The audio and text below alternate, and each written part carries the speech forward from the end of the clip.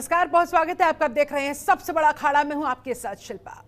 भारत का पड़ोसी देश श्रीलंका अपनी आजादी के बाद के सबसे बड़े आर्थिक संकट का सामना कर रहा है। श्रीलंका में खाने पीने के लाले पड़े हुए हैं। तेल, चीनी, दाल, चावल जैसी चीजों के दाम आसमान पर पहुंचे हुए हैं। बिजली की सप्लाई भी कई कई घंटे कट रही है।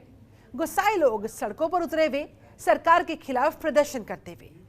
इस भीषण आर्थिक संकट से जूझ रहे श्रीलंका ने ऐलान कर दिया कि वो अपने 51 अरब डॉलर के पूरे विदेशी कर्ज को चुका पाने में असमर्थ है और वो इस पर डिफॉल्ट करेगा। यानी श्रीलंका ने विदेशी कर्ज चुकाने से हाथ खड़े कर दिए और खुद को दिवालिया घोषित कर दिया।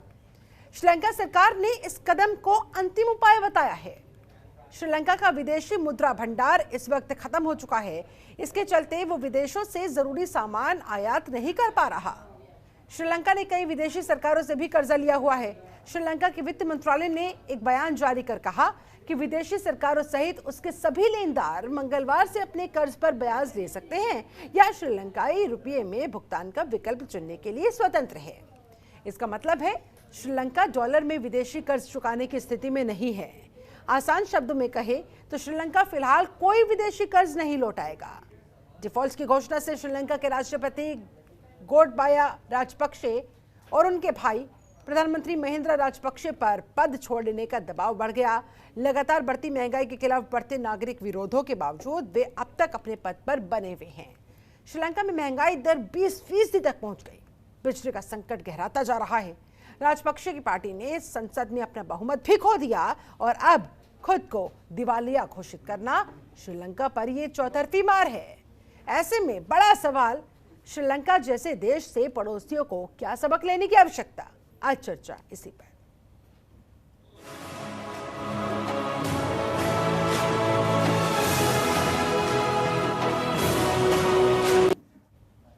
श्रीलंका के इन आर्थिक हालातों पर बहुत सारे गंभीर सवाल खड़े होते हुए श्रीलंका ने कर्ज चुकाने में खड़े किए हाथ। अब कौन देगा साथ? श्रीलंका में मचा है हाहाकार। क्या कुछ सीखेगी पड़ोस की सरकार? पड़ोसी होता जा रहा कमजोर। इन हालातों पर अब किसका जोर? संकट में है श्रीलंका। चीन, जापान की बढ़ी है चिंता। भारत ने की मदद, अब सतर्क रहने की आवश्यकता। आज इन्हीं तमाम सवालों के हम जवाब खोजेंगे। हमारे साथ इस समय एक खास पैनल जुड़ा हुआ है। पैनल का मैं जल्दी से आपसे तारुफ करवा देती हूँ। हमारे साथ बीजेपी नेता अश्विनी शाही जी जुड़े हुए हैं। बहुत बहुत स्वागत है सर आपका। हमारे साथ कांग्रेस नेता शुभ्रांश राय मौजूद है, आपका भी मैं बहुत स्वागत करती हूँ। हमारे साथ जितेंद्र कुमार ओझा, पूर्व राजनयिक, जुड़ चुके हैं, आपका भी बहुत स्वागत है। यतेंद्र खेमका जी भी हमारे साथ जुड़ चुके हैं, अर्थशास्त्री, और अब से थोड़ी देर में विवेक सिंह भी हमारे साथ जुड़ जाएंगे। सबसे पहले मैं आप सभी लोगों का बहुत बहुत स्वागत करती हूँ। चर्चा की शुरुआत सबसे पहले जितेंद्र कुमार ओझा जी आप ही के साथ करना चाहूंगी। श्रीलंका के ये आर्थिक हालात, खुद को डिफॉल्टर यानी कि दिवालिया घोषित किया जाना, ऐसे में सर भारत पर इसका कितना असर, भारत को इससे क्या सबक लेने की आवश्यकता, क्या समझ में आ रहा है? देखिए, इस देश में मैं करीब 5-6 वर्ष रहा हूँ, आज से 20 साल पहले जी। और जब एलटीटी का पतन हुआ और ये राजपक्षे परिवार का आना हुआ 2004 के चुनाव के बाद से, उन्होंने काफ़ी दिनों से एक सिंगला नेशनलिज्म की बात हम करें तो सिंगला नेशनलिज्म को बढ़ाते रहे हैं। और उस प्रोसेस में हुआ कि सारे गवर्नेंस के इंस्टीट्यूशन जो है करीब करीब खत्म हो गए। तो उनके पूरे परिवार का वर्चस्व बढ़ गया पूरी सरकार में। और जो है इन्होंने डेवलपमेंट की बजाय, कुछ तो डेवलपमेंट सेलेक्टेड पॉकेट्स में हुए, लेकिन डेवलपमेंट की बजाय पूरा फोकस रहा नेशनलिज्म पे कि श्रीलंकन सिंगला नेशनलिज्म को बढ़ाते रहे। और इसका नतीजा ये हुआ कि सारे इंस्टीट्यूशन एक के बाद एक करके क्रम्बल करने लगे। तो लोग कहते हैं कि चलिए कोविड वगैरह में उनके टूरिज्म इंडस्ट्री पे हिट हुआ, लेकिन ये एक बात नहीं है, ये बात है पूरे इंस्टीट्यूशनल कोलैप्स की बात कह सकते हैं। तो वो कोलैप्स की बात है कि बहुत सारे लोग जो है वो डील मेकर, मैं जो सुनने में आ रहा है वहाँ के जो इन्फॉर्म लोग हैं कि अधिकतर लोग डील मेकर बन गए। कागज पे बहुत सारे डेवलपमेंट होते रहे लेकिन रियल में डेवलपमेंट नहीं हुआ। एलटीटी के झगड़े को वो एक दूसरे ही लेवल पे लेके जाके गए। निश्चित रूप से बहुत ह्यूमन राइट्स वायलेशन हुई, बहुत नॉर्थ में जो लोग जिनका आतंकवाद से लेना नहीं रहा उसको भी उन्होंने खत्म किया। इस बात को बहुत प्रोत्साहन मिला सिंगला नेशनलिज्म जो लोग बढ़ावा दे रहे थे। लेकिन वो भूल गए कि सरकार को चलाने के लिए सिर्फ स्लोगनियरिंग नहीं चलती है, आपको प्रशासन भी चलाना पड़ेगा। क्योंकि प्रशासन के सारे ढांचे एक के बाद एक क्रम्बल करते गए, बहुत बड़े बड़े प्रोजेक्ट आए जो पेपर पे प्रोजेक्ट रहे, जो जमीनों पे हो नहीं पाए।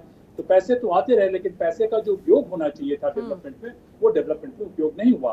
आप देखिए कि हम तोते का पूरा प्रोजेक्ट उन्होंने चीन को दिया, करीब 99 वर्ष के लीज पे बहुत बड़ा लैंड दे चुके हैं वो उसको, लेकिन ये सारी कागजी डील होती रही। और लोगों में आक्रोश ये है कि वो डील जो है, उस डील से एक परिवार को फायदा होता रहा, दूसरे लोगों को फायदा नहीं होता रहा। तो देखिए, सबक ये लिया जा सकता है कि कुछ भी आप करें अपने देश के भीतर, आप सरकार के इंस्टीट्यूशन को तोड़ने की कोशिश नहीं करें। अगर कुछ लोग अमीर बन भी जाते हैं और उस डेवलपमेंट का पूरा असर जो है जनता पे नहीं पड़ता है, वो सिचुएशन आज या कल आके सारे लोगों पे उसका असर पड़ेगा। तीसरा, मैं कहता हूं कि लॉन्ग टर्म में पूरे डेमोक्रेसीज को सोचने की जरूरत है कि आज जो है सारी जगह देखा जाए कि एक औसत पॉलिटिशियन का, मैं किसी पे दोष नहीं देना चाहता हूं, एक औसत पॉलिटिशियन की जिंदगी जा रही है डील मेकिंग में, और उस डील मेकिंग में उसका क्या नेट कंट्रीब्यूशन है, खास करके पोस्ट कॉलोनियल डेमोक्रेसीज में, उस पर बहुत ध्यान देने की जरूरत है। क्योंकि ये डील मेकिंग की वजह से हो रहा है कि डेवलपमेंट का बहुत सारा जो रिसोर्सेज है वो डेवलपमेंट में इस्तेमाल नहीं हो रहे हैं। और क्योंकि यहाँ पे इस तरीके की दिक्कत आ जा रही है, तो सारे इंस्टीट्यूशन उससे कोलैप्स कर रहे हैं। तो लॉन्ग टर्म में मैं सोचता हूँ कि पूरे डेमोक्रेसीज को सबक सीखने की जरूरत है कि कैसे ऐसा करें कि डेवलपमेंट में जो फोकस है वो पूरी तरीके से बना रहे। ओझा जी, आप वहाँ पर धरातल पर रहे हैं, आपको अच्छा खासा वहाँ का अनुभव है। ऐसे में मैं आपसे ये समझना चाहूंगी कि ऐसे कौन कौन से कारण आपको समझ में आ रहे हैं जो आज श्रीलंका को देखिए कहां से कहां ले आए। इस हद तक आर्थिक संकट गहरा गया कि 20% यहाँ पर महंगाई दर पहुंच गई और आर्थिक दिवालिया भी घोषित हो गया। देखिए, जो गवर्नेंस है, गवर्नेंस पे आप अपना फोकस हटा देंगे तो निश्चित रूप से ऐसी चीजें आएंगी। और जो पॉपुलरिज्म या पॉपुलिज्म, इंडिविजुअल पॉपुलिज्म है, वो महिंदा राजपक्षे जी जब आए तब देखिए कि एलटीटी में ऑलरेडी स्प्लिट हो चुका था 2004 के मार्च में, उसके बाद ये चुनाव में आना होता है। तो वो जो है एक ऑलरेडी एलटीटी कंट्रोल हो चुकी थी। मैं नहीं कहता हूँ कि क्या करना चाहिए नहीं करना चाहिए। उन्होंने जियो पॉलिटिक्स में देखा जाए तो महिंदा राजपक्षे जी ने फिर चीन के पास भी दोस्ती करने की कोशिश की, पाकिस्तान के पास भी दोस्ती करने की कोशिश की, और जब उनको लगा कि नहीं भारत का होना जरूरी है, तो हाल में भारत के प्रति उनका प्रेम बढ़ा। तो इस तरीके से एक तरीके से तो वो गेम खेलते रहे, वो जो है अपने देश के इंटरेस्ट को उन्होंने ध्यान नहीं दिया, लोकेशन का एडवांटेज लेके गेम खेलते रहे। और बहुत सारे उनके जो विपक्षी हैं उन्होंने कहा कि बहुत सारे उनके पास सबूत हैं कि कैसे डेवलपमेंट फंड्स जो है वो फनल किए गए, जो देश के बाहर ले जाए गए, जो कुछ परिवार और उनके क्रोनीज उनके पास खाते में चले गए। इसलिए मैं कुछ नहीं कहना चाहूंगा, लेकिन ये भावना बनी हुई है। अब ये सही है गलत है वो तो श्रीलंका की इंस्टीट्यूशन, और जब तक समझ में आए तब तक काफी देर हो चुकी थी। डेवलपमेंट के मैक्सिमम फंड जो है वो डेवलपमेंट में इस्तेमाल हुए ही नहीं, बहुत सारे कागज पे ही रह गए। ये बहुत बड़ी चिंता की बात है। यतेंद्र खेमका जी हमारे साथ अर्थशास्त्री जुड़े हुए हैं। यतेंद्र जी, आपको क्या समझ में आ रहा है सर? खास तौर पर दो महत्वपूर्ण बातें कही जा रही है श्रीलंका के इन आर्थिक हालातों के पीछे। एक तो फ्री के मॉडल पर जिस तरह से श्रीलंका ने काम किया, और दूसरा ऑर्गेनिक खेती को भी कहीं ना कहीं जिम्मेदार बताया जा रहा है कि ऑर्गेनिक खेती पर इतना जोर दिया गया कि रासायनिक खेती को बिल्कुल दरकिनार करते हुए देखिए आज स्थिति ये आन पड़ी है। आपको क्या लगता है सर? देखिए, जहाँ तक ऑर्गेनिक खेती की वजह से ये स्थिति का उत्पन्न होना है, मेरा मानना ऐसा है कि ये वस्तुस्थिति नहीं है। ऑर्गेनिक खेती के कारण इतना बड़ा संकट किसी भी देश में ना उसकी कोई इतनी महत्ता थी, ना श्रीलंका में भी इतनी महत्ता इकट्ठी हुई थी। तो वो ऑर्गेनिक खेती का मुद्दा नहीं है। ये जो cumulative effect of different decisions making है और नेचुरल क्लैमिटीज हैं जो कोरोना के रूप में सबके पास आई, ये मल्टीपल और गवर्नेंस के जो इशू हैं, आप समझ सकते हैं कि किसी भी देश में जब 5 मुख्य पदों पर परिवार के एक ही परिवार के लोग रहेंगे तो कहीं ना कहीं वो हर्ष होगा ही और उसमें गवर्नेंस के इशू आएंगे ही। और ये सबसे मुख्य कारण रहा कि 5 लोग, चाहे प्रेसिडेंट हैं और प्रधानमंत्री हैं या दूसरे मुख्य पद हैं मंत्रियों के, तो सब पे आप देख रहे हैं कि राजपक्षे परिवार का ही लोग बैठे रहे और काफी समय से बैठे हुए हैं। तो वहाँ ना कोई अकाउंटेबिलिटी रह गई, ना कोई क्वेश्चनिंग रह गई, ना किसी ने कुछ पूछा किसी से। और दूसरे जो विपक्षी दल थे उनका भी वर्चस्व इतना ज्यादा नहीं था कि वो सरकार इसके ऊपर कुछ बहुत ज्यादा कुछ कोशिश कर पाते। और पिछले जो 2 वर्ष रहे वो उसमें फ्यूल इन द फायर जिसे कहते हैं, उसने उसका काम किया। और जो पूरी श्रीलंका की इकोनॉमी है प्रैक्टिकली टूरिज्म से रिलेटेड है। टूरिज्म की रेवेन्यू एक तरफ नहीं आई और आपने टैक्सेस जो है लोकल रेवेन्यू को जो लोग दूसरे कमा रहे थे उसको भी कम कर दिया। तो दोनों तरफ से सरकार का खजाना खाली हो गया। और जब सरकार का खजाना एक रूप से वैसे खाली हो रहा है और दूसरी तरफ गवर्नेंस के इशू हैं, तो ये स्थिति वास्तव में आनी है कि कोई पैदावार कम हो रही है या खाने की चीजों की उपलब्धता नहीं है या प्रोडक्शन की कोई दिक्कत है। ऐसी दिक्कतें नहीं है। और बहुत यानी कि राजपक्षे परिवार तो ठीकरा फोड़ने के लिए तमाम अन्य कारण ढूंढेगा ही कि भाई इसकी वजह से या उसकी वजह से, क्योंकि अपनी गलतियां तो कोई स्वीकार करता नहीं है। बिल्कुल ठीक कह रहे हैं आप। और सारा ब्यूरोक्रेटिक सिस्टम भी वहां पर ऐसा ही रहा। कि कोई उसमें भी जब आपका जब चीफ ही नहीं अकाउंटेबल है तो ब्यूरोक्रेसी भी अकाउंटेबल नहीं होती उस देश की। तो आप समझ सकते हैं कि उसमें कैसे क्या चीजें बॉयल अप होके आज धरातल पे हमारे सामने दिख रही है। और उससे ना केवल उनको चिंता है बल्कि आज हम भारतवर्ष में ये चर्चा करने के लिए विवश हैं कि क्या हमारे को एक फियर आ गया और एक फियर क्रिएट कर रहे हैं कि आज हमारा दुर्भाग्य है ये कि हम श्रीलंका के इस कारणों के कारण, इस दुर्गति के कारण हम ये चर्चा कर रहे हैं कि कहीं ये देश में हो तो हमारे भारतवर्ष में तो नहीं हो रहा। मतलब सारे अर्थशास्त्रियों से ये निवेदन करूंगा कि ऐसा कंपैरिजन कम से कम बंद करें। हमारा देश डिफरेंट है, आज पूरा वर्ल्ड हमारे देश की तरफ देख रहा है। हम एक दूसरी तरफ की इकोनॉमी बनते चले जा रहे हैं। अब वो 90 वाला देश नहीं रहा हमारा। हमारे उस समय भी गवर्नेंस के इशू रहे होंगे।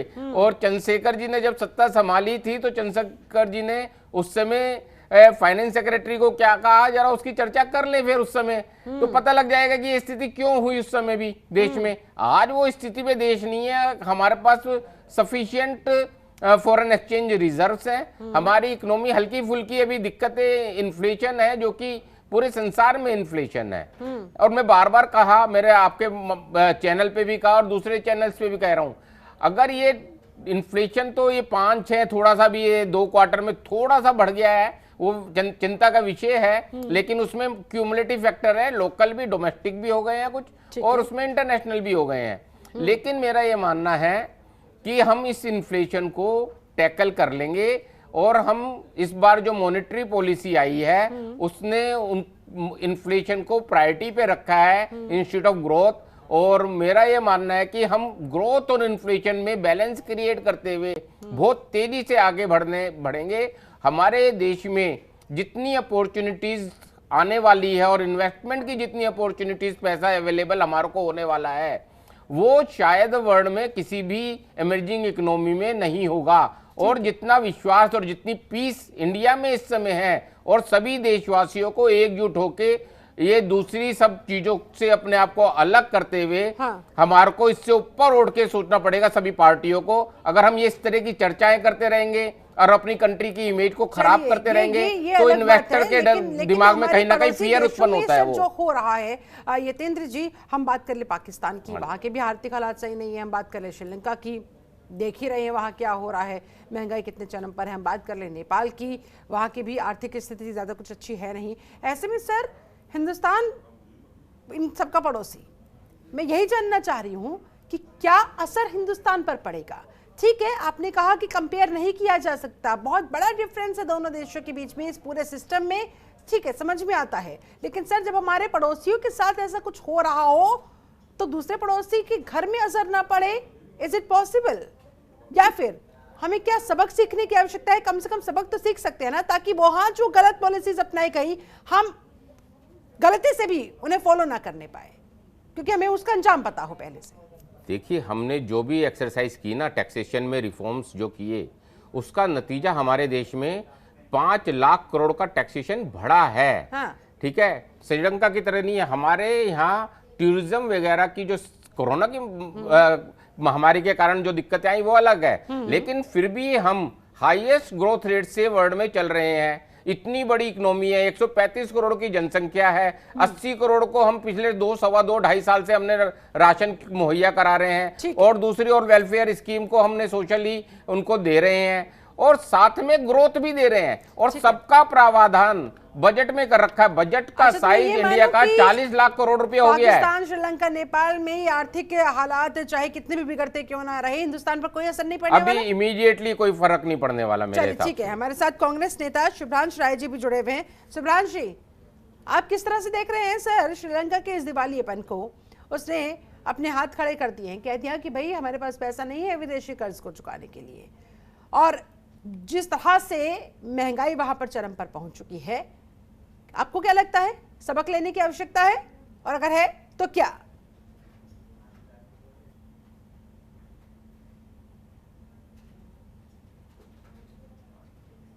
इस गति का मात्र दो कारण है। हाँ, पहला ये कि श्रीलंका में जो पैदा होता था उसको बंद कर दिया गया या उसके पैदा होने की टेक्नोलॉजी को रातों रात बदलने की कोशिश की गई।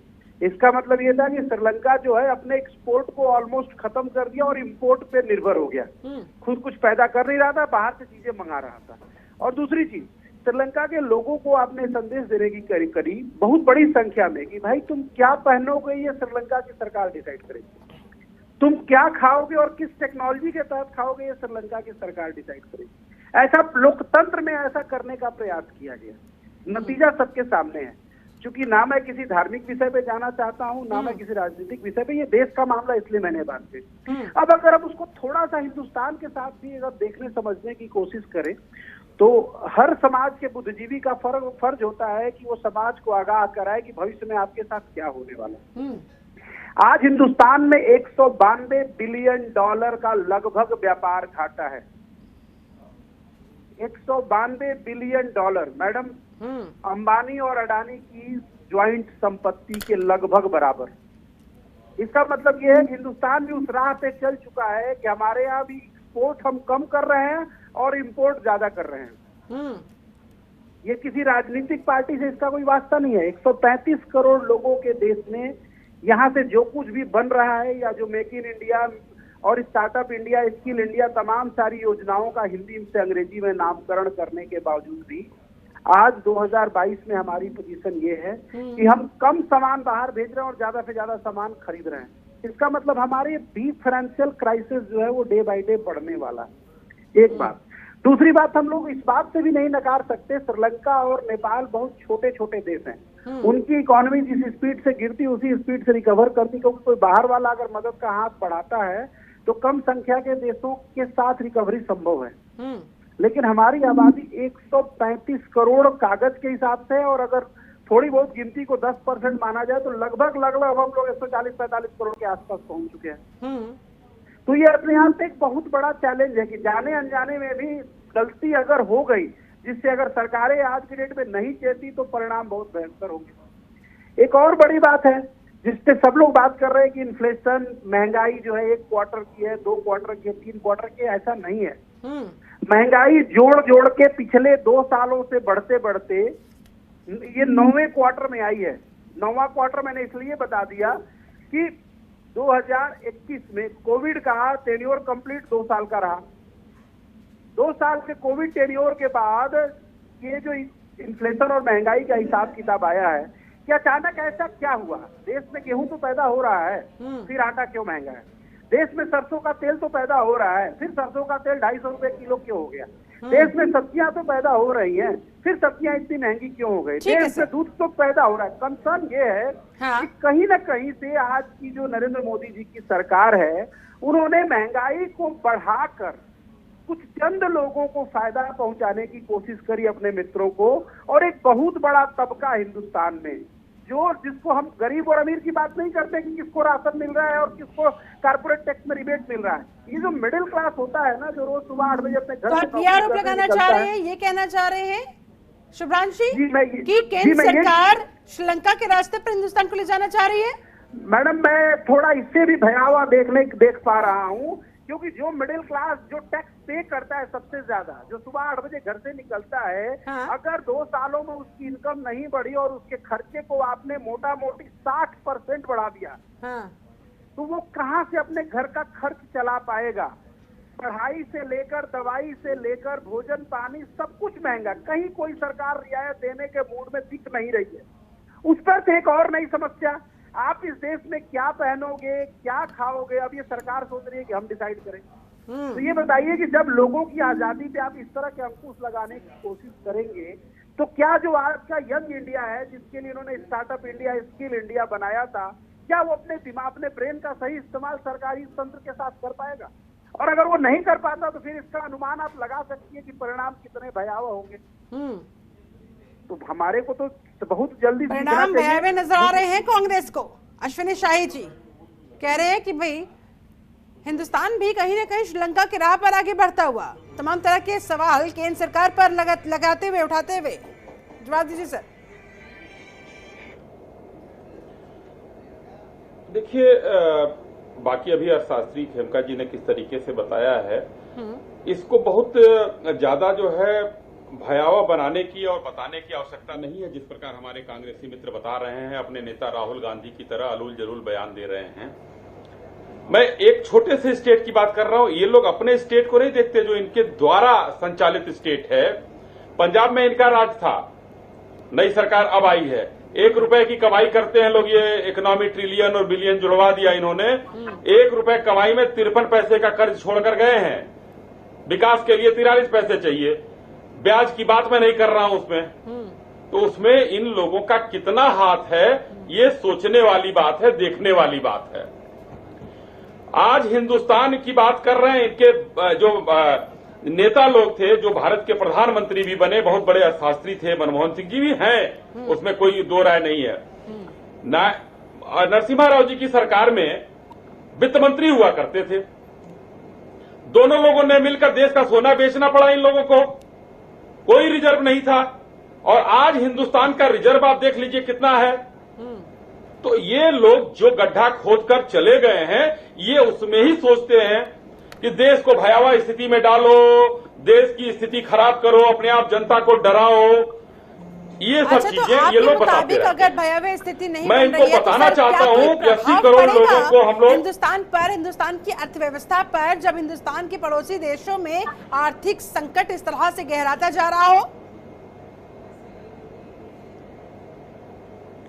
कोई प्रभाव नहीं पड़ेगा। श्रीलंका कितना छोटा सा देश है, और उन चीजों को अगर मैं उसी पर आ रहा था, श्रीलंका में ही अब ये बताइए, इन लोगों ने समय की नजाकत को नहीं देखा।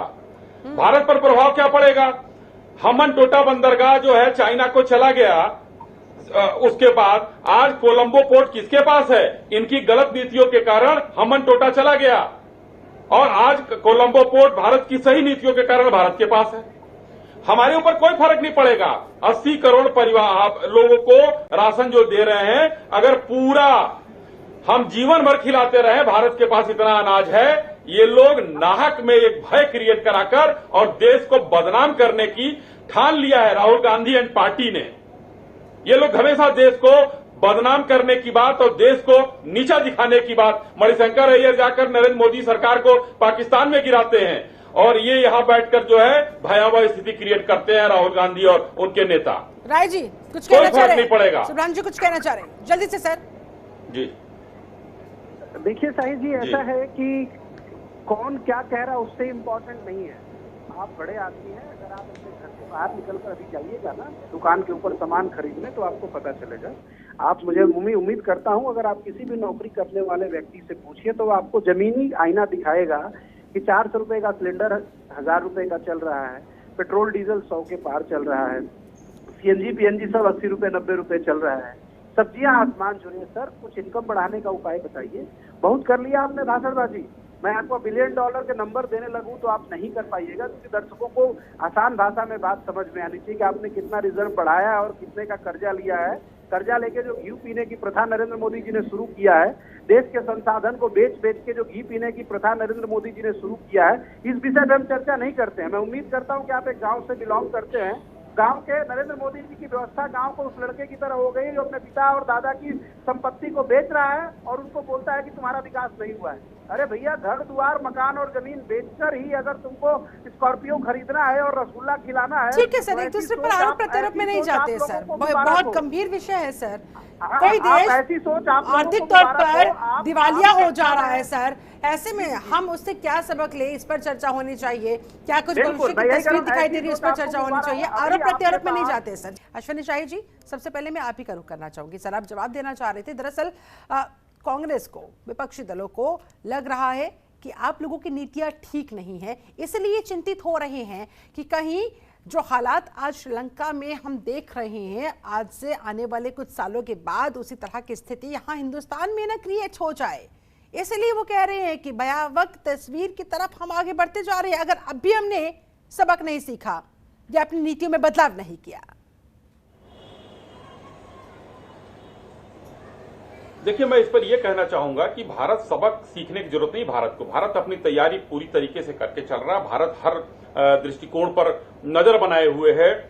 जो जहां पर कमी हो रही है, जिस तरीके से अर्थव्यवस्था को चलाना चाहिए, देश एक मतलब विश्व की सबसे बेहतर ग्रोइंग अर्थव्यवस्था में है हम लोगों की, तो हमें कहीं से कुछ करने की जरूरत नहीं है। हम सारे प्रिकॉशन ले रहे हैं। मैं उंगली इसलिए उठा रहा था कि कांग्रेस के लोग जिस तरीके से झूठ बोलते हैं, 300 रुपए का सिलेंडर जो है आज 1000 रुपए की बात कर रहे हैं। 1 जनवरी 2014 को 1241 रुपए का सिलेंडर हमने खरीदा है और ये झूठ बोल रहे हैं बैठकर। 200 रुपए किलो दाल खरीदा है हमने, तो ये झूठ बोल रहे हैं बैठकर कि हाँ सब सस्ता था उस समय। तो ये झूठ बोलने की जो प्रवृत्ति है इन लोगों की, उस विषय पर नहीं बोला इन्होंने कि सोना क्यों बेचा इन लोगों ने, क्या स्थिति आ गई थी, देश कहां चला जा रहा था, कौन था उस समय प्रधानमंत्री, कौन था वित्त मंत्री, उस पर इन्होंने कुछ नहीं बोला। आज जरूर ये बोलकर निकल जाएंगे इस मीडिया डिबेट में कि हाँ भारत एकदम भयावह स्थिति में जा रहा है, भारत डूब जाएगा, भारत का ये इतने ट्रिलियन डॉलर का कर्जा हो गया है। ये भाई, भारत सामरिक रूप से इस समय मजबूत हो गया है, आर्थिक रूप से मजबूत हो गया है। विदेश नीति देखिए क्या शानदार है, विश्व पूरा 2 धड़े में बटा हुआ है और आज भारत की तरफ सब लोग देख रहे हैं और भारत की तरफ टकटकी लगाकर देख रहे हैं सब लोग, लेकिन उस पर इनका नजर नहीं जाएगा। ये लोग सिर्फ और सिर्फ कांग्रेस ने जो जितने साल 56 साल राज किया है, इस देश को डुबाने का काम किया है और बेचने की बात ये करते हैं। दिल्ली का रेलवे स्टेशन इन लोगों ने बेच दिया, किसके नाम पर बेचा था वो छोड़ दीजिए। विनिवेश की बात कब कौन करता था, यही लोग करते थे।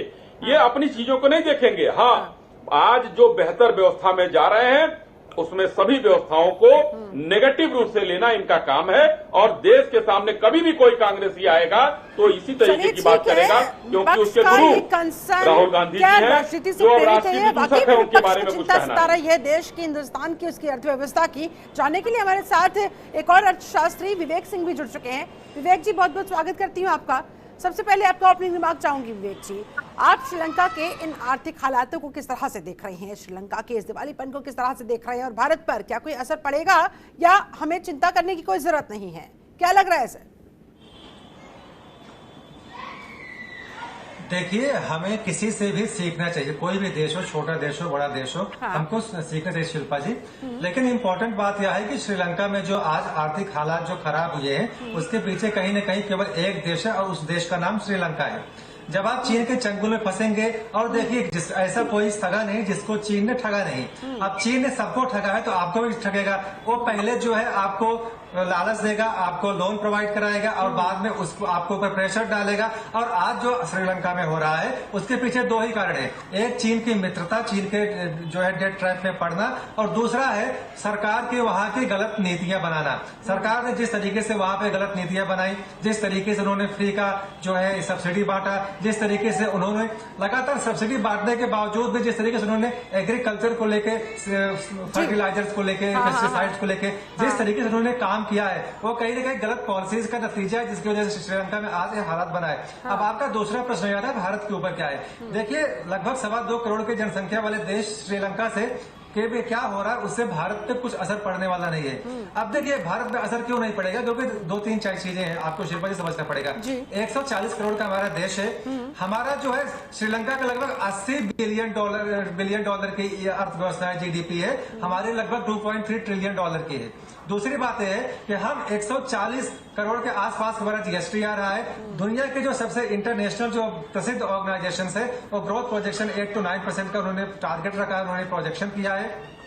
हम फ्री में वैक्सीनेशन कर रहे हैं करोड़ों करोड़ों लोगों का, हम जो है नल से जल दे रहे हैं, हम फ्री में 80 करोड़ लोगों को फ्री राशन दे रहे हैं। हमारा फॉरेक्स साल $650 बिलियन के आसपास है, जो कि 15 महीने का एक्सपोर्ट को संभाल सकता है, और श्रीलंका का $1 बिलियन के आसपास भी रह गया है। तो देखिए जिस तरीके से फॉरेक्स हमारा है, जिस तरीके से हमारा जीडीपी का ग्रोथ का अनुमान है, जिस तरीके से हमारी जो है इकोनॉमी अर्थव्यवस्था बढ़ रही है, जिस तरीके से हमको जीएसटी का कलेक्शन मिल रहा है, जिस तरीके से अभी आप देखिए ना 30 से 35% तो डायरेक्ट और इनडायरेक्ट टैक्स में गवर्नमेंट को ज्यादा इस साल मिला है फाइनेंशियल ईयर में। तो देखिए जिस तरीके से भारत की नीतियां जो प्रधानमंत्री नरेंद्र मोदी ने बनाया है, बिल्कुल इकोनॉमिक तौर पे हमको कोई चिंता की बात नहीं है। हाँ, मैं एक बात फिर भी कहना चाहूंगा, जो हम फ्री का कल्चर बढ़ा रहे हैं, फ्री का कल्चर थोड़ा हमको कम करना पड़ेगा, और जो ऐसी चीजें हैं, अनावश्यक बात चीजें हैं, उसको हमको बंद करना पड़ेगा, क्योंकि फ्री का कल्चर कहीं न कहीं इकोनॉमिक अर्थव्यवस्था को हमारी जो है खराब करता है। रही बात, मैं एक किसी पार्टी के प्रवक्ता का मैं सुन रहा था, भारत देखिए हर समय चीन का हर समय हेल्प किया है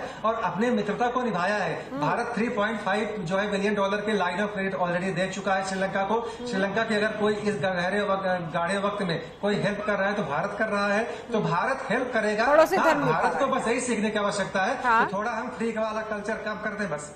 और भारत के ऊपर कोई फर्क पड़ेगा तो भारत के ऊपर कोई फर्क नहीं पड़ने वाला। भारत की नीतियां बहुत अच्छी है, इकोनॉमिक रूप से हम बहुत सुदृढ़ हैं। ठीक है, जितेंद्र कुमार ओझा जी, आप इससे कितना इत्तेफाक रखते हैं सर? जाते जाते अपना कंक्लूजन भी बताइएगा, फाइनल कमेंट भी दीजिएगा। ये जो छोटे छोटे देश हैं, ये छोटे देश भारत पर निर्भर करते हैं। सिविलाइजेशनली या कल्चरली ये हमारे ही हिस्से हैं, ये चीन के हिस्से नहीं है। चीन जब भी इसमें आता है, आज के उसका एकमात्र मकसद इन देशों में आने का होता है कि भारत के खिलाफ प्रेशर पॉइंट पैदा करना। जहां तक हमारी नीतियों का है, मैं कहूंगा सारे राजनीतिक दलों से मैं कहूंगा कि देखिए, राष्ट्र की रक्षा नीति और विदेश नीति या किसी भी राष्ट्रीय सुरक्षा से संबंधित जो नीति है, तो उसमें सारे राजनीतिक दलों को एक साथ आने की जरूरत है। इन नीतियों में निश्चित रूप से पॉलिटिकल विजन का एक रोल होता है, लेकिन जहां तक राष्ट्रीय सुरक्षा के इंस्टीट्यूशंस हैं या फॉरेन पॉलिसी है, इसमें जो हमारे एग्जिस्टिंग इंस्टीट्यूशन है, इनका कंट्रीब्यूशन होता है। विजन तो जरूर इससे आता है, इसमें कोई शक नहीं। जहां तक श्रीलंका का सवाल है, श्रीलंका में हालात ये थे कि ये चीन के काफी गिरफ्त में आ चुका था, चीन के कब्जे में आ चुका था। चीन के कब्जे से ये बाहर निकला है, और जो चीन का आप देखें कि कई दफे स्पूरियस फर्टिलाइजर उन्होंने सप्लाई करने की कोशिश की। उनका जो हमनतोता पोर्ट है, वो सिर्फ ड्यूअल यूज पोर्ट कहते हैं, जरूरत पड़ता है तो उसका मिलिट्री इस्तेमाल भी हो सकता है। तो इन सारी बातों पे भूल कर भी जो है पॉलिटिकली पोलराइज डिबेट नहीं होना चाहिए। भारत को एक आवाज में बोलने की जरूरत है, और मैं नहीं समझता हूँ कि जो दोनों तरफ के राजनीतिक लोग हैं, शायद उनको इस विषय में उतनी गहरी पकड़ है जहाँ तक छोटे छोटे देशों का सवाल है। लेकिन जब भी हमारे देश के पास पड़ोस में अगर ऐसी बातें आती हैं, तो होता यह है कि तीसरे देशों को मौका मिलता है अपना पैर जमाने के लिए। और इन देशों के भी जो लोग हैं, उनको भी समझने की जरूरत है कि उनका हित भारत के साथ लगा हुआ है, और भारत में कोई भी पॉलिटिकल डिफरेंस क्यों ना हो, जहां तक हमारी पॉलिसीज का सवाल है, चाहे वो नेपाल के साथ हो, चाहे वो श्रीलंका के साथ हो, चाहे वो बांग्लादेश के साथ हो, चाहे वो पाकिस्तान के साथ हो, उन पॉलिसीज में कंसिस्टेंसी रही है। सरकार बदलने के साथ पॉलिसीज चेंज नहीं होती है। तो मैं यही कहूंगा कि हमारे जो भी लोग हैं, उनको इन सारे मुद्दों पे सोच समझ के बात करने की जरूरत है, और इसमें बिल्कुल पोलराइजेशन नहीं होना चाहिए, इसमें आपस में बिल्कुल तू मैं नहीं होने चाहिए। लेकिन ये कहने के बाद अगर हम ये कहें कि भारत में सब कुछ ठीक है, तो जी नहीं, सब कुछ ठीक नहीं है। कौन इसके लिए जिम्मेदार है मैं नहीं जानता, लेकिन यही बात कि 1980 तक 70 तक 1988-90 तक जो है हम चीन के बराबर होते थे, और आज चीन जो है हमसे कई गुना 5 से 6 गुना आर्थिक रूप से मजबूत हो गया है। तो हमको भी भीतर इंट्रोस्पेक्शन करने की जरूरत है। ये अपने आप को कंटेंट करने से ठीक नहीं होगा कि सब कुछ भारत में बहुत अच्छा है, सब कुछ ठीक चल रहा है। मैं यही कहना चाहूंगा। कोई और सवाल हो तो आप प्लीज मुझसे पूछ सकते हैं। बिल्कुल विवेक जी कुछ कहना चाह रहे हैं, शायद उन्हें कोई आपत्ति है, वो शायद आपसे इत्तेफाक नहीं रख रहे हैं। विवेक जी बिल्कुल कहें।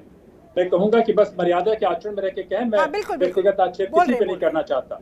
बिल्कुल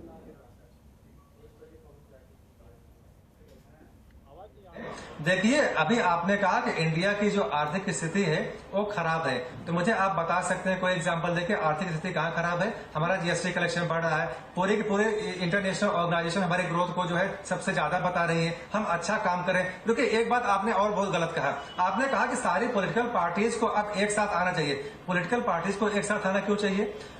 जो आर्थिक जो इकोनॉमिक डिसीजंस हैं वो सरकार लेती है, सरकार ठीक डिसीजन ले रही है, तो यहाँ पे जो है पॉलिटिकल पार्टीज का सबको एक साथ आने से अर्थव्यवस्था से क्या संबंध है? आप जरा मुझे ये बताइए, पॉलिटिकल पार्टीज क्यों साथ में है? ठीक है, सुन लेते हैं। डिसीजन लेना, आर्थिक फैसला लेना सरकार का काम है। वहां पर जो है सरकार अच्छा काम कर रही है, उसका रिफ्लेक्शन दिख रहा है, तो फिर पॉलिटिकल पार्टीज क्यों आएंगे?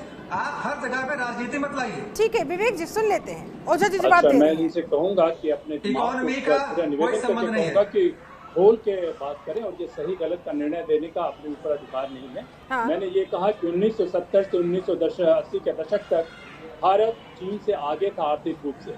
किसकी गलती है मैं नहीं जानता हूँ। 6 गुना आज चीन की अर्थव्यवस्था हमसे अधिक हो गई है। तो चीन ने ऐसी इकोनॉमिक और टेक्नोलॉजिकल इनोवेशन की है कि पूरी अमेरिका को भी वो अंधा कर सकता है। अमेरिका उसके ऊपर अटैक नहीं कर सकता है। आप देखिए तो जिसे हम कहते हैं कि हाइपरसोनिक वेपन सिस्टम, चीन अमेरिका से काफी आगे जा चुका है। पिछले 6 से 10 सालों में आप देखें कि जितने नेवल वेसल्स चीन ने उतारे हैं समुद्र के भीतर, वो अमेरिका के पास भी नहीं है। अमेरिका से भी बड़ी उसकी नेवल पावर हो गई है। तो हमारे जो इकोनॉमिक डेवलपमेंट का पेस है वो चीन से बहुत पीछे है। इसमें कौन किसकी गलती है, किसका दोष है मैं नहीं जानता, लेकिन इसमें निश्चित रूप से हमारे पॉलिटिकल सिस्टम की फेलियर को दिखाता है, पॉलिटिकल सिस्टम की कमजोरी को दिखाता है। जहां तक इनका कहना है कि क्यों सरकार और ऑपोजिशन साथ में आए, देखिए मैंने कहा कि विदेश नीति के ऊपर, राष्ट्रीय सुरक्षा के ऊपर, इसमें और नेशनल सिक्योरिटी से रिलेटेड कोई भी मुद्दे हों उसमें सरकार का एक कोहेसिव अप्रोच होता है। जब कश्मीर में के ऊपर जब यूएन में बातचीत करने का मौका मिला तब भारत के प्रधानमंत्री नरसिम्हा राव जी ने अटल बिहारी वाजपेयी जी को भेजा था और पाकिस्तानियों ने भी कहा था, सारे दुनिया ने कहा था कि इनके देश की व्यवस्था क्या है। तो देखिए दुर्भाग्य से कहा जाता है कि politics has become first resort of, मैं शब्द का इस्तेमाल नहीं करता हूँ, कि हर किस्म के लोग राजनीति में आ चुके हैं, उनको बातें पता नहीं होती है, वो बोलना ज़्यादा चाहते हैं। मैं इन सारे लोगों से मेरा यही निवेदन होता है कि देखिए मुद्दे को जानने की कोशिश कीजिए, समझने की कोशिश कीजिए, उसके बाद बोलने की कोशिश कीजिए। ठीक है, यानी कि कहीं ऐसा ना हो कि स्थिति जब हाथ से बाहर निकल जाए तब जाकर समझ में आए, तब तक बहुत देर हो जाए। चलिए बहुत बहुत शुक्रिया आपका जितेंद्र कुमार ओझा जी हमारे साथ जुड़ने के लिए। बहुत बहुत शुक्रिया, बहुत बहुत धन्यवाद। मैं 1000 साल पहले जाता हूँ। ठीक है, एक एक करके यतेंद्र जी काफी देर से कुछ कहना चाह रहे हैं। साथ ही यतेंद्र जी आप इस पर कितना इत्तेफाक रख रहे हैं? साथ ही मेरा एक और सवाल है आपसे सर, 2 महत्वपूर्ण फैक्टर्स, यानी कि एक तो टूरिज्म फैक्टर पूरी तरह से ठप हो गया श्रीलंका का कोरोना की वजह से, और दूसरा एग्रीकल्चर सेक्टर ठप हुआ फर्टिलाइजर्स पर बैन लगने की वजह से। ये दोनों महत्वपूर्ण सेक्टर जब पूरी तरह से फेल हो गए, क्या ये मेन रोल प्ले किए श्रीलंका को इस स्टेज तक लाने में? ये मैं आपसे समझना चाहूँ, दोनों सवाल का जवाब। देखिए सबसे पहले तो मैं ये सवाल तो आपके वैलिड सवाल हैं, परंतु ये अब जाके इफेक्ट पड़ा है, तो इनकी क्राइसिस पहले ही आ गई। तो आप कहें कि आज ये जो डिसीजंस मेकिंग हुई है इसकी वजह से ये क्राइसिस आ गई, वो ऐसा नहीं है। और ठीक है, होर्डिंग्स की भी वहाँ पर चर्चा यहाँ पर हुई कि होर्डिंग बढ़ गई है वहाँ पर, ये सब मिले जुले फैक्टर है, लेकिन मेन जो फैक्टर है कि वहाँ पर गवर्नेंस के इशू रहे हैं। और जो मैंने पहले भी बात की कि एक ही परिवार के 5 लोग जहाँ भी बैठेंगे तो वहाँ ऐसे इश्यूज होने ही है। हर जगह किसी भी देश में देख लीजिए, किसी भी संगठन में देख लीजिए, कहीं भी देख लीजिए। अब मैं मुद्दे पे आता हूँ, कुछ चर्चाएं, क्योंकि आज भारत है ना, पिछले एक अगर महीने की ही चर्चा करें, मैं 50 साल पहले की या 200 साल पहले की बात करूं तो उसका आज कोई संदर्भ नहीं है। आज हमारे को तत्काल में क्या हो रहा है और आज हम कहाँ खड़े हैं इसके ऊपर हमारे को देखना है। और आपके प्रश्न भी वही है कि आज क्या भारत को इस जो दिक्कत आई है श्रीलंका क्राइसिस की, उससे कोई फर्क पड़ने वाला है क्या? आज या हम बड़ी इकोनॉमी है तो ऐसा ही रेप्लिका क्या हमारी बड़ी इकोनॉमी में है क्या? हो सकता है, क्यों नहीं हो सकता, परंतु हम ऐसी स्थिति में खड़े नहीं है ना। आज उन्होंने कहा कि करंट अकाउंट डेफिसिट में 190 बिलियन डॉलर का इनका मान भी लेता हूं, जो किसी वक्ता ने कहा यहाँ पर। परंतु अगर मैं 190 बिलियन डॉलर का मान भी लूं और ये ऐसे ही चलता भी रहे, तब भी मेरे पास 3.5-4 साल का रिजर्व है उसको पूरा करने के लिए, उस मिसमैच को करने के लिए। दूसरा बात, इतनी बड़ी क्राइसिस में जो डॉलर वर्सेस रुपए की कीमत है वो 3 साल से 4 साल से मैं बड़े बड़े प्लेटफॉर्म पे कहता रहा हूं कि 72 से लेकर 76 तो कभी कभी 75 के आसपास ही घूमता रहा, और उससे सारे देश की बैलेंस शीट और सारी कंपनियों की बैलेंस शीट एक डिसीजन मेकिंग सर्टेनिटी के साथ वो डिसीजन मेकिंग होती रही। मैं आरबीआई के गवर्नर्स को जो भी इस दौरान रहे हैं वो बधाई के पात्र हैं कि उन्होंने इतना बेस्ट फॉरेन एक्सचेंज मैनेजमेंट किया है। और मैं पूरे वर्ल्ड में देखूंगा कि आगे चल के ये केस स्टडी के रूप में पढ़ाया जाएगा कि इतना बेस्ट फॉरेन एक्सचेंज मैनेजमेंट, दूसरी डॉलर डेप्रिशिएट हुई। आज आप स्थिति नहीं समझ सकते, अगर हमारा डॉलर वर्सेस रुपीज 80 होता है, 85 होता तो हम कहाँ खड़े हुए होते और हमारा इंपोर्ट बिल क्या होता। तो कितना बेस्ट फॉरेन एक्सचेंज मैनेजमेंट है उसकी कोई चर्चा ही नहीं करता। मैं कभी डिबेट ही नहीं देखता कि उस पर कोई डिबेट होती है, सार्थक डिबेट होती है। और जहां तक हम आपस में बैठ के कुछ भी चर्चाएं करें, विपक्ष अपनी बातों को कुछ भी रखे या पक्ष कुछ भी रखे, मेरे को उससे कोई लेना देना नहीं है। लेकिन पूरा संसार हमारे को रेटिंग दे रहा है और इंटरनेशनल रेटिंग दी है, जो कांग्रेस के जमाने में भी दी गई, पहले बीजेपी की सरकार थी उसके जमाने में भी दी गई और आने वाले समय में भी दी जाती रहेगी। और उसको सब वैल्यू देते हैं, पूरा वर्ल्ड वैल्यू देता है और उसी की वजह से इन्वेस्टमेंट्स आती हैं। और आज वो हमारी रेटिंग बहुत बढ़िया रेटिंग है पूरे वर्ल्ड में। तो ये कहना, जब कंट्री की रेटिंग बढ़िया होती है तो कंपनी की, आज से हम 7 साल पहले 5 साल पहले ट्विन बैलेंस शीट प्रॉब्लम की बातें कर रहे थे कि कंपनी की भी बैलेंस शीट खराब है और बैंकों की भी बैलेंस शीट खराब है। लेकिन आज तो वो चर्चा नहीं हो रही देश में। आज तो हम 5 लाख करोड़ रुपए रेवेन्यू ज्यादा कर रहे हैं और एक्सपेक्ट कर रहे हैं कि अगले सालों में ये रेवेन्यू ग्रोथ और भी बेटर आएगी। यानी कि आपके मुताबिक हमें चिंता करने की कोई आवश्यकता नहीं। लेकिन फिर विपक्ष को क्यों ये नजर नहीं आता? शुभ्रांशी, अगर चीजें वाकई में इस हद तक सही ट्रैक पर चलती नजर आ रही है तो विपक्ष को नजर नहीं आता या विपक्ष देखना नहीं चाह रहा? नहीं चाहता, ये तो देश की जनता देख रही होगी। क्योंकि 2-3 बातें जब भी हमारे एक सर ने, जो अर्थशास्त्री सर ने जिक्र किया, 76 रुपए 7 पैसे का आज डॉलर वर्सेस रुपए का प्राइस चल रहा है और हम 3-3.5 साल के अपने रिजर्व में अगर मौजूद है और भगवान न करे ये व्यवस्था 1-2 साल और चलेगी तो उसके बाद क्या होगा, ये कभी किसी ने सोचा है? लोगों के कमाने की, अगर डॉलर क्यों मजबूत हुआ और रुपया क्यों कमजोर हुआ? क्योंकि हम हमारा इंपोर्ट बढ़ता गया और एक्सपोर्ट कम होता गया। सिंपल सा अर्थशास्त्र का इतना ही गणित है। अब रही बात, अगर लोगों की इनकम नहीं बढ़ेगी और खर्चे बढ़ते जाएंगे तो मिडिल क्लास सर्वाइव कैसे करेगा? खैर छोड़िए इन बातों पर। मैं बड़ी आसान भाषा में एक बात कहना चाहता हूँ। नरेंद्र मोदी सरकार को देश ने प्रचंड बहुमत दिया है, ठीक है। उनके पास अच्छी पॉलिसी बनाने की आज भी व्यवस्था होनी चाहिए कि वो अच्छी पॉलिसी देश को बनाए और लोगों को दे, जिससे उनका जीवन स्तर ऊपर उठे। ना कि इस 135 करोड़ की आबादी को जाति, धर्म और भाषा, कौन सा व्यक्ति, किस स्टेट का व्यक्ति कौन सी लैंग्वेज बोलेगा, किस स्टेट का व्यक्ति क्या पहनेगा, किस धर्म का व्यक्ति क्या खाएगा, ये थोपरे का वो जो तानाशाही रवैया नरेंद्र मोदी सरकार अपना रहे हैं। मुझे लगता है अगर ये व्यवस्था इस तरह से चलती रही तो लोकतंत्र के लिए भयावह है। हमारे पास क्या रिजर्व है ये मैटर नहीं करता, मैटर ये करता है कि हम हर साल और अपने रिजर्व को क्या बढ़ा रहे हैं। ऐसी सिचुएशन में रिजर्व नहीं बढ़ता और ये आने वाले भविष्य के लिए और हिंदुस्तान के भविष्य के लिए अच्छा नहीं है। तो मेरी प्रार्थना है आपके माध्यम से जो बेहतर लोगों के जीवन स्तर को सुधारने के लिए कर सकते हैं करें। दोबारा इतिहास मौका नहीं देता। ठीक है, विवेक जी कुछ कहना चाह रहे हैं जल्दी से सर, उसके बाद शाही साहब मैं आप ही के पास आ रही हूँ। जी, मैं केवल 1 मिनट लूंगा। अभी जो है 1970 की बात हो रही थी, तो मैं 1970 में क्यों जाऊंगा? मैं 2000 साल पहले जाता हूँ, जब 1/3 जो है जीडीपी पूरे दुनिया की भारत की थी। आप चंद्रगुप्त विक्रमादित्य के समय की बात करिए। आप देखिए जिम्मेदार कौन है? लुटेरे मुगल जिम्मेदार है, अंग्रेज जिम्मेदार है, प्रीवियस जो गवर्नमेंट हमारे देश में आजादी के बाद में उसके लिए वो जिम्मेदार है। चाइना ने 1 चाइल्ड पॉलिसी अपनाया कि नहीं? चाइना में क्या थोड़ी तुष्टीकरण की नीति है? हमारे यहाँ तो सब कुछ है। उसके बावजूद भी हमारे आज जो हम आर्थिक महाशक्ति है, हमारे देश इतना प्रगति कर रहा है। और एक भाई साहब अभी जो है एक्सचेंज रेट की बात कर रहे थे, आपको पता है जो इंडिया का एक्सचेंज रेट है $1 के बदले 75 रुपए है, 76 रुपए है। और पता है श्रीलंका का क्या है? 325 श्रीलंका जो है रुपए के आसपास पास का है, आप किससे कंपेयर कर रहे हैं? यहाँ पे बताइए 32% केवल 3 मंथ में 32% श्रीलंकन जो है रुपए में डिवैल्यूएशन हो गया।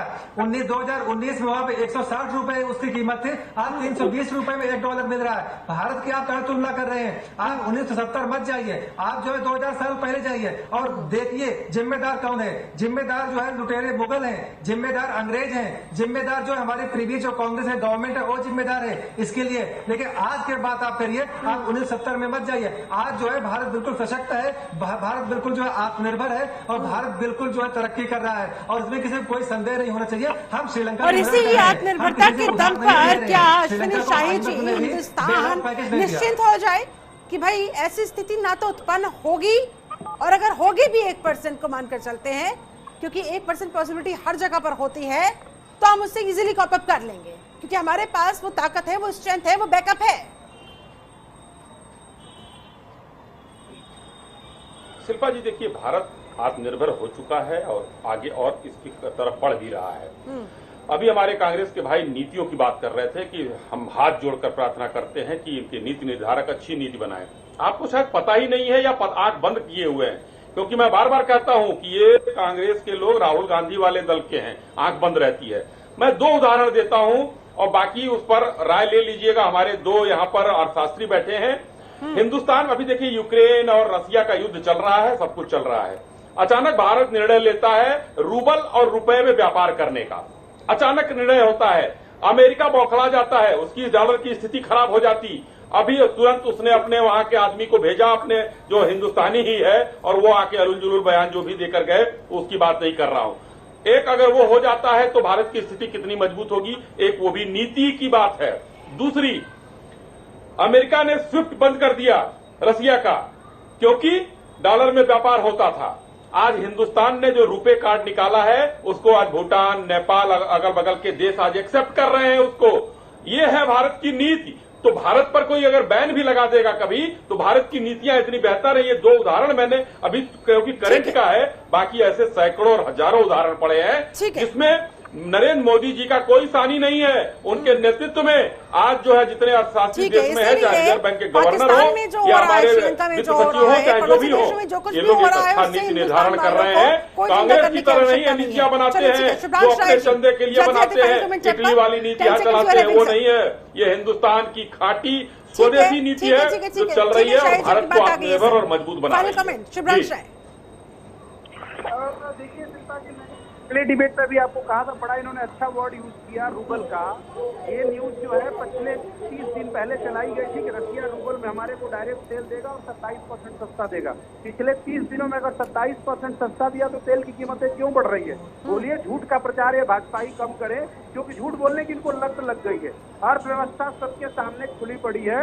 अगर आप लोगों की नौकरी और उनके व्यापार के स्तर को नहीं बढ़ा सकते, लोगों के इनकम को नहीं बढ़ा सकते, तो ये झूठ का प्रोपेगेंडा प्रचारित मत करिए। अगर आपका रसिया के साथ रूबल में व्यापार हो रहा है और आज आप ये बात 30 दिन बाद कह रहे हो, अगर हो रहा है तो उसका बेनिफिट देश के लोगों को क्यों नहीं दिया जा रहा है? अगर तेल और गैस आपको रूबल में सस्ता और डायरेक्ट मिल रहा है तो उसका बेनिफिट आम जनता को। ठीक है सर, कांग्रेस की चिंता आ गई। विवेक जी, फाइनल कमेंट आपका 10 सेकंड्स यू हैव पास। आप लोगों की जेबों पे डाका डालेंगे। ठीक है सुब्रांशु, ठीक है सर। मतलब विवेक जी जल्दी से प्लीज। वर्तमान की बात करिए। वर्तमान में आप लोगों की थाली से निवाला छीनने का काम कर रहे हैं और नरेंद्र मोदी जी को ये बात समझनी चाहिए। If you can hear me please, final comment आपका सर, आपको क्या लग रहा है?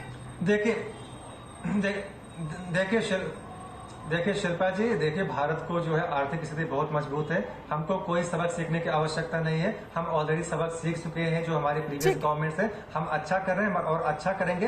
रही बात हो रही है कि अगर आप रूबल से ट्रेड करें तो आप जो है बेनिफिट जो मिल रहा है उसको आप जनता को ट्रांसफर क्यों नहीं कर रहे हैं? सही समय पे वो भी ट्रांसफर किया जाएगा। सरकार की भी रिक्वायरमेंट है पैसे की, ताकि उसको लोक लुभाव ने बहुत सारे वादे जो है उसको पूरा करना है। फाइनल कमेंट आपका, कंक्लूजन। देखिए, भारत की स्थिति मजबूत है और पूरा संसार, न केवल भारतवर्ष के लोग, पूरा संसार उसको देख रहा है। कल भी बाइडेन जी से वर्चुअल बैठक हुई है और उधर पुतिन जी से बैठक हो रही है। जितने भी तमाम वर्ल्ड के टॉप लीडर्स हैं वो 1 to 1 बात कर रहे हैं मोदी जी से।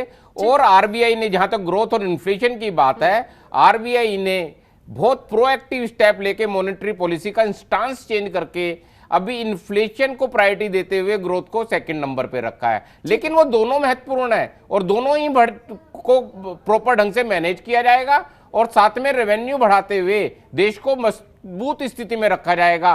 और जितनी भी नीचे मदद दी जा रही है सबको, वो सब बजटेड है, वो कहीं बाहर से नहीं है। कोई लुका छुपी का खेल अब देश में नहीं हो रहा कि वो ऑयल बॉन्ड इशू कर दिए गए। तो अननेसेसरीली चिंतित रहने की कोई आवश्यकता आपको लग रहा है कि नहीं होनी चाहिए। चलिए ठीक है, फिलहाल बहुत बहुत शुक्रिया आप सभी खास मेहमानों का मेरे साथ इस चर्चा में जुड़ने के लिए, समय निकालने के लिए बहुत बहुत धन्यवाद आप सबका। तो कुल मिलाकर बड़ा सवाल ये, जिस सवाल के साथ मैं आप सबको जाते जाते छोड़ना चाहूंगी वो ये है कि क्या जिस बीज की भारत में बुआई हो रही है उस बीज के फसल की श्रीलंका में कटाई हो रही है? सोचिएगा सर। फिलहाल मेरे साथ इस चर्चा में जुड़ने के लिए आप सभी का बहुत शुक्रिया। बने रहे जनतंत्र टीवी के साथ। नमस्कार।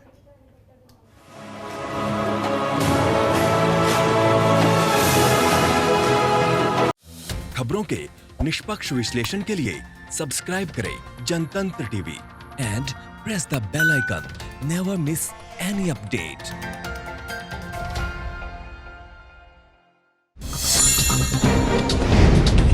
डाउनलोड कीजिए जनतंत्र टीवी ऐप को, जो कि अवेलेबल है गूगल प्ले और ऐप स्टोर पर। अधिक जानकारी के लिए अभी डाउनलोड करें।